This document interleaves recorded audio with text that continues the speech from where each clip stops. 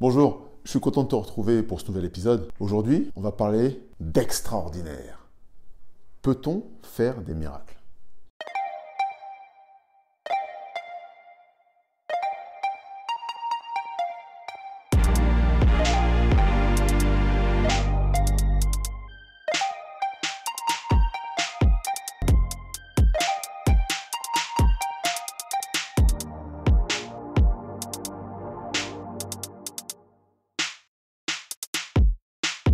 Avant toute chose, j'aimerais qu'on insiste un petit peu sur la volonté de Dieu. Dans le Notre Père, le Seigneur Jésus nous enseigne en nous disant « Que ta volonté soit faite sur la terre comme au ciel ». La question des miracles n'est donc pas de la magie. Il ne s'agit pas d'avoir des pouvoirs magiques et de faire des choses extraordinaires. Il s'agit d'appartenir à Dieu et d'exercer sa volonté avec puissance par l'entremise de son esprit. Dans Éphésiens, au chapitre 3, le Seigneur nous enseigne que Dieu peut faire infiniment au-delà de ce que nous demandons et pensons par la puissance qui est en nous.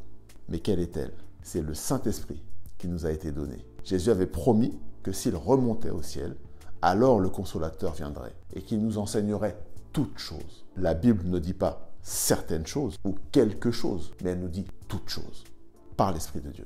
Faire des miracles, c'est donc un don de l'Esprit. Si tu vas regarder dans 1 Corinthiens au chapitre 14, dès le premier verset, l'apôtre Paul est clair. Recherchons les dons de l'Esprit. C'est un don de l'Esprit. Recherchons les dons de l'Esprit. Et conformément à la volonté de Dieu, alors il pourrait se faire de grandes choses.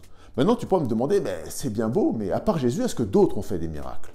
Dans l'Ancien Testament, j'ai envie de te dire oui, il y a eu Élie, il y a eu Élisée, qui ont eu des vies extraordinaire. Dans le Nouveau Testament, il y en a d'autres, l'apôtre Pierre, l'apôtre Paul, qui ont réalisé de grands prodiges. Et à chaque fois, c'est le reflet d'une relation authentique, profonde avec Dieu et d'une parfaite soumission à sa volonté. Certains ont essayé d'usurper le pouvoir de l'Esprit Saint. Si tu vas lire dans Actes au chapitre 19, tu découvriras qu'il y avait un homme qui avait plusieurs fils et qui cherchait à chasser les mauvais anges, les mauvais esprits. Et lorsqu'il le faisait, il ne venait pas en se présentant au nom de Jésus, soumis à sa volonté. Il venait et il s'exprimait auprès des mauvais anges en disant « Oui, par ce Jésus que Paul prêche ». Et la Bible nous raconte que cet épisode a très mal tourné les concernant. On ne peut pas obtenir le pouvoir de l'Esprit si on n'est pas soumis à l'Esprit. Certains ont même essayé de le monnayer et mal leur en a pris. Verser de l'argent pour essayer d'obtenir le pouvoir de faire des miracles. Ça ne fonctionne pas comme ça.